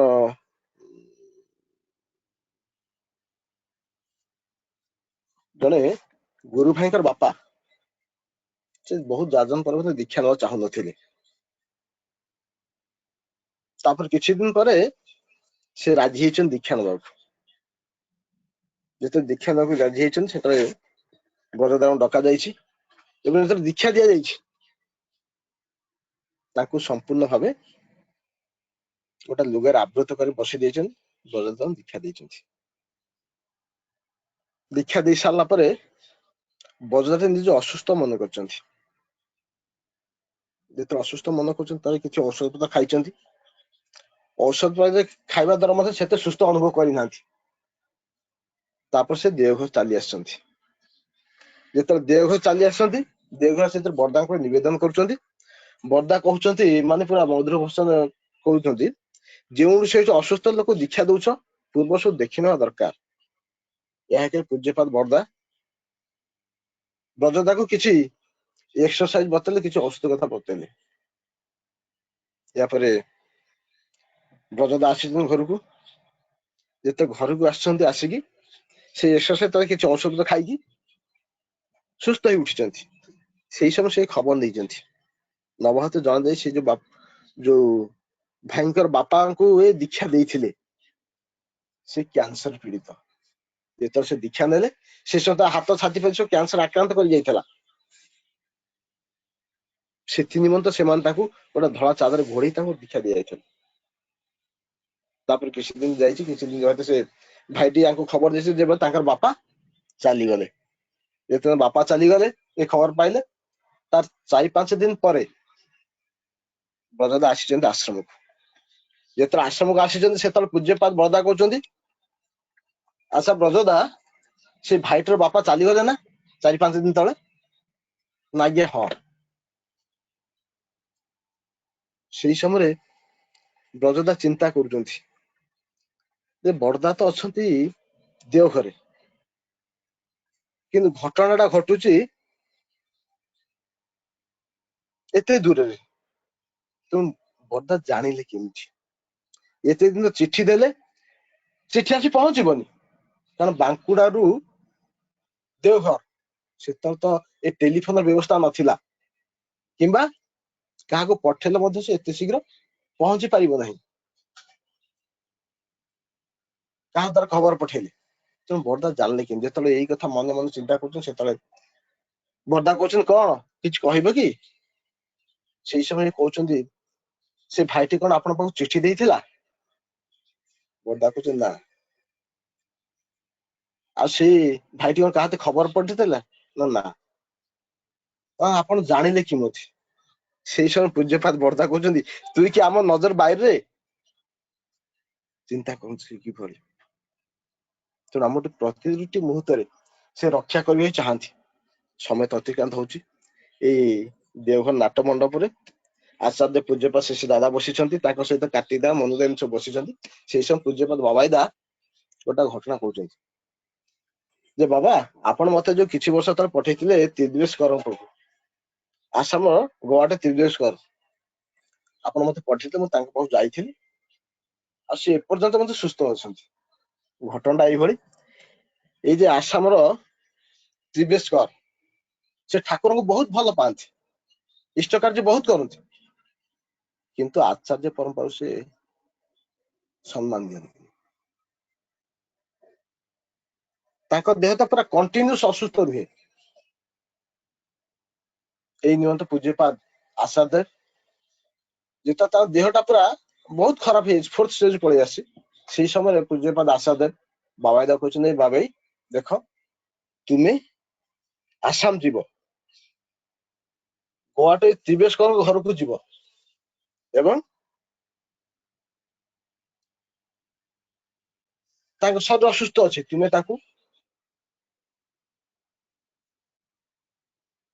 ତୁମର ହାତ ଏଇ ତାଙ୍କ ହାତ ଚଲେଇ ଆସିବ। ଆଉ ସେତେବେଳେ ଭାବିବ ତୁମର ହାତ ମୋର ହାତ, ମୋର କ୍ଷମତା ତୁମର କ୍ଷମତା, ଏକି ହାତ ଏକି କ୍ଷମତା। ବାବାଇଦାଙ୍କ ପାଖକୁ ଯିବାର ଇଚ୍ଛା ନଥାଏ, କାରଣ ଏ ଦାଦାଙ୍କୁ ବହୁତ କଷ୍ଟ ଦିଅନ୍ତି। ଏଇ ଯୋଉ ଆଚାର୍ଯ୍ୟ ପରମ୍ପରା ସେ ବିରୁଦ୍ଧରେ ଦାଦାଙ୍କୁ ବହୁତ କଷ୍ଟ ହୁଏ। କିନ୍ତୁ ଦାଦା ମଧ୍ୟ ବହୁତ ଥର ବାବାଇଦା ଆସାମ ଗଡି ଯାଇଛନ୍ତି, କିନ୍ତୁ କେବେ କୁହନ୍ତିନି ତିରସ୍କର ପାଖକୁ ଯିବାକୁ। କିନ୍ତୁ ଆଜି କହିଛନ୍ତି, ଯେତେବେଳେ ତାଙ୍କ ଫୋର୍ଥ ଷ୍ଟେଜ ପୂଜ୍ୟପାଦ ବାବାଇଦା ଦାଦାଙ୍କ ଆଦେଶକୁ ମାନିକି ଯାଇଛନ୍ତି। ନିଜେ ଗାଡି ଡ୍ରାଇଭର କରି ଏକୁଟିଆ ଯାଇଛନ୍ତି, ଯାଇକି ତାଙ୍କ ଘର ପାଖରେ ପହଞ୍ଚନ୍ତି, ଦୁଆର ବନ୍ଧ ପାଖରେ ଦେଖୁଛନ୍ତି ତିରସ୍କର ବହୁତ କଷ୍ଟ ପାଉଛନ୍ତି, ଦେହରୁ ରକ୍ତ ବାହାରୁଛି, ପୂଜ ବାହାରୁଛି, ମାଂସ ଖଣ୍ଡ ଛିଣ୍ଡି ପଡୁଛି, ଏଇଭଳି ଅବସ୍ଥା। ସେଇ ସମୟ ଏତେ ଗନ୍ଧ ହଉଛି, ଘର ଭିତରୁ ପଶି ହଉନି। ସେଇଥିପାଇଁ ପୂଜ୍ୟପାଦ ବାବାଦେବ ଚିନ୍ତା କରୁଛନ୍ତି, ବାବା ତ କହିଲେ ମୋର ହାତ ତୋର ହାତ, ମୋର କ୍ଷମତା ତୋର କ୍ଷମତା, ତେବେ ତାଙ୍କର ଚକ୍ଷୁ ମୋର ଚକ୍ଷୁ ଭାବି ତାକୁ ଟିକେ ଚାହିଁ ହସି ଦେଇ ଫେରି ଆସିଲେ। ତାପରଠୁ ଦେଖାଗଲା ତ୍ରିବେଶ ଭାଇ କ୍ରମେ କ୍ରମେ ସୁସ୍ଥ ହେଇ ଉଠିବେ, ବର୍ତ୍ତମାନ ପଛେ ବଞ୍ଚିଛନ୍ତି। ପୂଜ୍ୟପାଦ ଏଇ ଘଟଣା କହିବାର ଆଚାର୍ଯ୍ୟ ବହୁତ ଖୁସି, ଏଇଟା ପରମ ପିତାଙ୍କର ଇଚ୍ଛା। ତେଣୁ ସମୟ ଅତିକ୍ରାନ୍ତ ହଉଛି। ଏଇ ଯୋଉ ବର୍ତ୍ତମାନ କରୋନା ପିରିୟଡ ଚାଲିଛି, ଏଇ ସମୟ ପ୍ରତ୍ୟେକ ସ୍ୱାସ୍ଥ୍ୟ ସଦାଚାର ନୀତି ନିୟମ ପାଳନ କରି ଚାଲିବା ଦରକାର। ପ୍ରତିଦିନ ସ୍ୱାସ୍ଥ୍ୟ ସଦାଚାର ସୂତ୍ରକୁ ବାଣୀ ଗୋଟେ ନା ପଢିବା ଦରକାର। ଯାହା ନୀତି ନିର୍ଦ୍ଦେଶ ସେଟା ପାଳନ କରିବା ଦରକାର। ପ୍ରତିଦିନ ମାସ୍କ ପିନ୍ଧିବା, ଇକ୍ୱାଲ ଡିଷ୍ଟାନ୍ସ ମେଣ୍ଟେନ କରିବା, ଖାଦ୍ୟପେୟ ଠିକ କରିବା। ଏଇ ସଚିନ ଗାଙ୍ଗୁଲି ଭାଇ ପୁଅ ମରିଗଲା, ଦେହାନ୍ତ ହେଇଯାଇଛି। ଆସି ଠାକୁର ନିବେଦନ, ସେଇ ସମୟରେ ଠାକୁର କହିଲେ, ଆଚ୍ଛା ସଚିନ ଦା ତୁମେ ପଣସ କଠା ତରକାରୀ ଖାଇପାର? ଯେତେବେଳେ ଠାକୁର ଏ କଥା କହୁଛନ୍ତି, ସଚିନ ଦା ଚିନ୍ତା କରୁଛନ୍ତି ମୋର ଭେଣ୍ଡିଆ ପୁଅ ଚାଲିଗଲା, ଅଥଚ ଠାକୁର କହୁଛନ୍ତି ମୁଁ ପଣସ କଠା ତରକାରୀ ଖାଇପାରେ, କଣ ମତେ ଖେସା କହୁଛନ୍ତି? ଠାକୁର ନାଇଁ, ମୁଁ ସିରିୟସଲି କହୁଛି, କାରଣ ତୁମର ଏଇ ଯେ ପୁଅ ଚାଲିଗଲା ମାନସିକ ଅବସ୍ଥା, ଏ ମାନସିକ ଅବସ୍ଥା କେବଳ ପଣସ କଠା ହିଁ ଠିକ କରିବ। କାରଣ ଶାସ୍ତ୍ର ଅଛି, ପଣସ କଠା ହଉଛି ନର୍ଭିନ୍ ଟନିକ ଭଳି କାମ କରେ। ଠାକୁର ମଧ୍ୟ କହିଛନ୍ତି ବର୍ତ୍ତମାନ ଆମେ ଏଇ ଇମ୍ୟୁନିଟି ପାୱାର ବଢେଇବା ପାଇଁ ପ୍ରତ୍ୟେକ ବ୍ୟସ୍ତ ହେଉଛେ।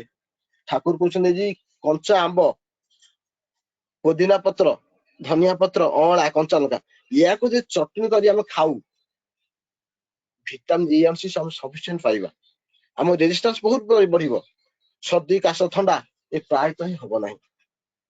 ତ ଠାକୁର ଆମ ସକାଳୁ ବେଡରୁ ଉଠିକି ବେଡକୁ ଯିବା ପର୍ଯ୍ୟନ୍ତ ଆମ ଯାହା ଯାହା ପ୍ରয়োଜନ ଠାକୁର ସବୁ ଦେଇ ଯାଇଛନ୍ତି, କିନ୍ତୁ ଆମେ ସେଗୁଡା ସବୁ ଜାଣୁନି କିମ୍ବା ଜାଣିକି ଆମେ ଚେଷ୍ଟା କରୁନି। ଆମେ ପ୍ରଚୁର ଆଚାର୍ଯ୍ୟ ପରମ୍ପରାକୁ ମାନନ୍ତେ, ଆଚାର୍ଯ୍ୟ ଦେବଙ୍କୁ ପ୍ରତିଟି ମୁହୂର୍ତ୍ତେ ତାଙ୍କ ସଙ୍ଗ ଲାଭ କରନ୍ତେ, ତାହେଲେ ଆମେ ସବୁ କିଛି ଜାଣିପାରନ୍ତେ।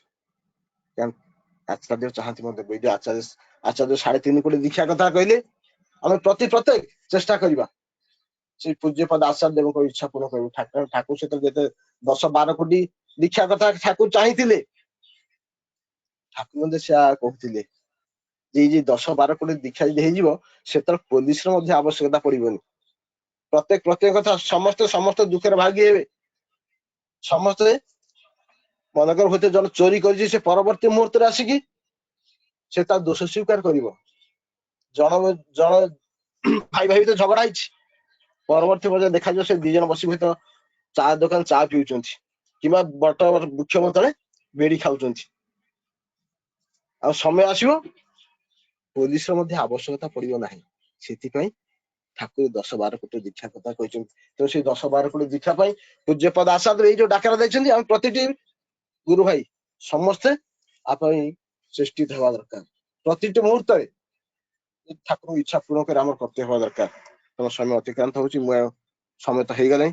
ତେଣୁ ଯାହା ହଉ ଆଜି ରାୟଗଡା ସତ୍ସଙ୍ଗ ବିହାର ତରଫରୁ ଆମର ଏଇ ଯୋଉ ସୁଯୋଗଟା ପ୍ରଦାନ କରିଛନ୍ତି, ମୁଁ ଠାକୁର ଆଚାର୍ଯ୍ୟ ଆମେ ସମସ୍ତେ ଜୀବନ ଅନଲାଇନ ସତ୍ସଙ୍ଗରେ ଯୋଗଦାନ, ସମସ୍ତେ ଶାନ୍ତି ସ୍ୱସ୍ତି ସୁଦୀର୍ଘ ଜୀବନ ଅଧିକା ଉଠନ୍ତୁ ଏବଂ ଠାକୁରଙ୍କ ମନ ଲାଖି ବୁଝନ୍ତୁ। ଆଉ ଏଇ କରୋନା ପିରିୟଡରେ ଆମେ ଯଦି କେବଳ ସେଫ୍ ରହିବା, ପୂଜ୍ୟପାଦ ବାବାଇଦା ଗୋଟେ କଥା କହିଛନ୍ତି, ଆମର ଯୋଉ ବ୍ରେଦିଂ ଏକ୍ସରସାଇଜ ପାଇଁ ଆମର ଯୋଉ ଷ୍ଟେସନରେ ଯୋଉ ପାଣି ବୋତଲ ମିଳେ, ଲିଟ୍ରିକିଆ ବୋତଲ, ସର୍ଟ ବୋତଲ, ସେଇ ବୋତଲକୁ ଖୋଲିଦେଇ ଆମେ ସକାଳେ 5 ଥର, ଦ୍ୱିପହରେ 5 ଥର, ରାତିରେ 5 ଥର, ଦିନକୁ 3 ଥର ଫୁଙ୍କିଦବା। ବୋତଲଟାକୁ ଆଗ ଶୋଷି ନେବା, ଶୋଷି ନେଲା ପରେ ସେ ବୋତଲଟା ମୋଡି ଚିପି ହେଇଯିବ, ତାପରେ ପୁଣି ଫୁଙ୍କିଦବା। ଏମିତି ସକାଳେ 5 ଥର, ମଧ୍ୟାହ୍ନ 5 ଥର, ରାତିରେ 5 ଥର, ଏଇ 3 ଥର କରିବା। ଆଉ ଯୋଉମାନେ ସବୁ ସୁସ୍ଥେନ ବ୍ରତ ଗ୍ରହଣ କରିନାହାନ୍ତି ସେମାନଙ୍କୁ ବିଶେଷ ଅନୁରୋଧ ସମସ୍ତେ ସୁସ୍ଥେନ ବ୍ରତରେ ଚଳନ୍ତୁ। ଆଉ ଏଇ ଆଚାର୍ଯ୍ୟ ଦେବଙ୍କ ମୁଖରେ ହସ ଫୁଟେଇ ଗାଇ ଉଠିବା ବନ୍ଦେ ପୁରୁଷୋତ୍ତମ। ଜୟ ଗୁରୁ। ଜୟ ଗୁରୁ। ଯଉ ଅତି ସୁନ୍ଦର ଭାବେ ଆମର ମାନସ ଦା ଠାକୁରଙ୍କ ବିଷୟରେ ଆଲୋଚନା କରୁଥିଲେ। ତତ୍ସହିତ ଯେ ଠାକୁରଙ୍କ ଯୋଉ ବାଣୀ ଅଛି, ଇଷ୍ଟ ଗୁରୁ ପୁରୁଷୋତ୍ତମ ପ୍ରତି ଗୁରୁ ବଂଶଧର ରେତ ଶରୀର ସୁପ୍ତ ତଥା ଜୀବନ୍ତ ସେ ନିରନ୍ତର, ସେ ମହାଭାରତର କଥା କହୁଥିଲେ। ଭରତୀୟ ପକ୍ଷୀକୁ ଘଣ୍ଟ ଘୋଡେଇ ରଖିଥିଲେ, ତାଙ୍କରି ଦୟାରେ ସବୁ କିଛି ସମ୍ଭବ ହୁଏ। ଆମର ଯେତେବେଳେ ଆକୁଳ ପ୍ରାର୍ଥନା ତାଙ୍କରି ପାଖରେ ପହଞ୍ଚେ, ଅନ୍ତର ପହଞ୍ଚେ, ସେତେବେଳେ ସିଏ ତାହା ମଞ୍ଜୁର କରନ୍ତି। ଯେଭଳି ପ୍ରଭୁ ଶ୍ରୀକୃଷ୍ଣଙ୍କ ପାଖରେ ଭାରତୀୟ ପକ୍ଷୀ ଯେତେବେଳେ ଯାଇକିରି ତାର ବସାଟା ଛିଡି ଯାଇଛି, ସେ ଯାଇଛି ଠାକୁରଙ୍କ ପାଖରେ ତାର ଅନ୍ତରସର ଭାବ ନେଇକିରି, ଯେ ମୋର ସନ୍ତାନକୁ ବଞ୍ଚେଇବି କେମିତି, ସେଇ ଯୋଉ ଭାବ, ଏତେ ବଡ ମୋର ଆଶ୍ରୟ ସ୍ଥଳଟାକୁ ଭାଙ୍ଗି ଦେଇ ପଳା ଆଶ୍ୱସ୍ତ ଦେଇଛନ୍ତି ଏବଂ ଯାହା ନିର୍ଦ୍ଦେଶ ଦେଇଛନ୍ତି ସେୟା ବି ସେ କରିଛନ୍ତି ଏବଂ ସେ ରକ୍ଷା ବି କରିଛନ୍ତି। କହୁଥିଲେ ସିଏ ଅସ୍ତ୍ର ଧରିଛନ୍ତି, ଧରିକିରି ଜୀବନ ରକ୍ଷା ପାଇଁ ଅନ୍ୟକୁ ବଞ୍ଚାଇ ନିଜେ ତାଙ୍କ ଠାକୁର କଲେ। ସେ ବଞ୍ଚେଇଛନ୍ତି ସେଇ ଛୁଆଟି, ତାଙ୍କର କଥା ଦେଇଥିଲେ, ପ୍ରଭୁ କଥା ଦେଇଥିଲେ ଯେ ତୋର ଛୁଆ ମାନଙ୍କୁ କିଛି ହବ ନାହିଁ। ଆଜି ଏଇ ଯୋଉ ଦୁର୍ଦିନ କରୁଣା, ଏ ଦୁର୍ଦିନ କରୁଣାରେ ମଧ୍ୟ ଆଜି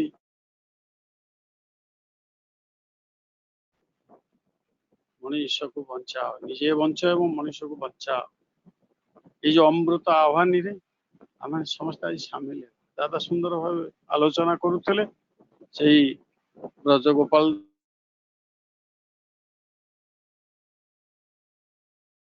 ସୁଧୀର ମଣ୍ଡଳ କଥା ଏବଂ ଦିବସକର କଥା। ଏଇଟା ସେ ଆଚାର୍ଯ୍ୟ ପରମ୍ପରା ଭିତରେ ପୂଜ୍ୟ ଯୁଗାଚାର୍ଯ୍ୟ ଶ୍ରୀ ବଡ଼ଦା ତାଙ୍କ ସମୟରେ ସୁଧୀର ମଣ୍ଡଳ କଥା ଏବଂ ବାବାଇଦାଙ୍କ ଏଇ ଆଚାର୍ଯ୍ୟଙ୍କ ସମୟରେ ସୁଧୀର ମଣ୍ଡଳର କଥା ଯୋଉ କହୁଥିଲେ, ଯେ ଶ୍ରୋତା ହେବା, ଶୁଣିବା, ତାକୁ ଅନୁଭବ କରିବା ଏବଂ ନିଜର ଅନ୍ତର ଭିତରେ ତାକୁ ଭାବିବା, କଥାର ଝିଷ୍ଟିଟାକୁ ଗ୍ରହଣ କରିବା ଏବଂ ବହୁତ ସୁନ୍ଦର ସୁନ୍ଦର କଥା ଆଜି ସେ କହିଲେ ଏବଂ ତ୍ରିବସ୍କରକୁ କିଭଳି ବଞ୍ଚେଇଲେ ପୂଜ୍ୟପାଦ ଦାଦାଙ୍କ ଆଦେଶରେ। ପୂଜ୍ୟ ବାବାଇଦା ଯାହାର ଶରୀରରେ ଗନ୍ଧ ଭୂତମୟ ଥିଲା, ତାଙ୍କୁ ଖାଲି ଅନେଇ ଦେଲେ, ଅନେଇ ଦେବା ଦ୍ୱାରା ସମସ୍ତ ଆରୋଗ୍ୟ ହେଲା। ସେ ଏବେ ବି ବଞ୍ଚନ୍ତି। ଏଇ ତ ଆମର ମାନେ ଆମ ଜୀବନର କଥା, ଆମ ଆଖି ଆଗର କଥା। ଚିନ୍ତା କରନ୍ତୁ, ସେଇ ଯେ ପୁରୁଷୋତ୍ତମ, ସେଇ ଯେ ପରମ ବ୍ରହ୍ମ ଆଜି ଆସିଛନ୍ତି। ଆସନ୍ତୁ ତାଙ୍କରି ସେଇ ସତ୍ସଙ୍ଗରେ ଯୋଗ ଦେବା। ଏଇ ଯୋଉ 1.5 ଘଣ୍ଟା, ଏଇଟା ପର ପୂଜ୍ୟପାଦ ଶ୍ରୀ ଆଚାର୍ଯ୍ୟ ଦେବଙ୍କର ଅସୀମ ଦୟା। ଏ ମଣିଷକୁ ବଞ୍ଚେଇବା ପାଇଁ ଏଇ ଯୋଉ ସତ୍ସଙ୍ଗ, ଏଇଟା ହିଁ ପ୍ରକୃତରେ ଏଇ ଯୋଉ 1.5 ଘଣ୍ଟା ଆମେ ଆଜି ବସୁଛେ, ଠାକୁରଙ୍କ କଥା ଶୁଣୁଛେ, ଏଇ 1.5 ଘଣ୍ଟା ଆମର ଆୟୁଷଟା ବର୍ଦ୍ଧିତ ହଉଛି। ଛୋଟିଆ କଥା ନୁହେଁ, କିନ୍ତୁ ଆମେ ଆମର ପ୍ରବୃତ୍ତିମୁଖୀ ହେଇ ଆମେ ହୁଏତ ଆମେ ଜଏନ୍ କରିପାରୁନୁ। କରିବା କଥା ନା, ଇଏ ଦୁର୍ଦିନ ଆସିଛି। ଏଇ ଦୁର୍ଦିନ ଭିତରେ, ଅନ୍ଧାର ଭିତରେ ଆଲୋକର ଯୋଉ ପଥ, ଏଇ ସତ୍ସଙ୍ଗ, ତା ଛଡା ଆଉ କିଛି ନାହିଁ। ବର୍ତ୍ତମାନ ସରକାରଙ୍କ ଯାହା ନିର୍ଦ୍ଦେଶ ଆସୁଛି, ଆପଣ ମାନେ ସମସ୍ତେ ଜାଣୁଛନ୍ତି। ବର୍ତ୍ତମାନ ଏଇ 19 ତାରିଖରେ କଣ ଯେ ହବ ତାର କିଛି ଠିକଣା ନାହିଁ। ତାହେଲେ ଏଇ ଯୋଉ ଘରେ ରହିବା, ଏଇ ଘରେ ରହି ସେଇ ଯୋଉ 1.5 ଘଣ୍ଟା ସନ୍ଧ୍ୟାବେଳ ସମୟରେ, ସକାଳ ଠାକୁର କହୁଥିଲେ ଦିନ ସାରା ଖଟିବୁ, ସନ୍ଧ୍ୟାବେଳେ ମୋର ଛୁଟି ଆସିବ। ସବ ମାନେ ଚିନ୍ତା କରନ୍ତୁ, तेणु मोर विशेष अनुरोध समस्त गुरु भाई माँ मान 1.5 घंटा समस्त सत्संग योगदान दिए प्रभुर कथा शुणु जिते शुणिले सेते आनंद तांकरी कथारे कौन से दुर्व्यक्ति नहीं जिते जिते शुणुवा सेते आनंद लगुव मन मुग्ध करुव मनुष्यर आयुष परिवर्तित हो जिते प्रकार प्रकार थी ग्रह विपद सब दूरीभूत हो अति निश्चित कथा दादा सुंदर भाव आलोचना तेज जाओ आज आमर अगरतला भिलाई एवं नागालैंड त्रिपुरा कलकत्ता जो आमर वरेण्य सम्मानीय भाई दादा माने ऋतिक देव समस्ते आसी ये जो रायगढ़ सत्संग आज भजन कीर्तन कोरस परिवेशन कर रायगढ़ सत्संग तरफ से आमर अशेष अशेष धन्यवाद आम माने बहु भाग्यवान भाग्यवती जे कोई दूर दूरांतर आज आम कथा सब भक्त मानकर कथा आज आम सब शुणी पारे यही दया तेणु आसतु आम समस्ते से परम पिता पाखे प्रार्थना करवा सर्वे भवन्तु सुखिनः सर्वे सन्तु निरामया सर्वे भद्राणि पश्यन्तु मां कश्चित् दुःखभाग्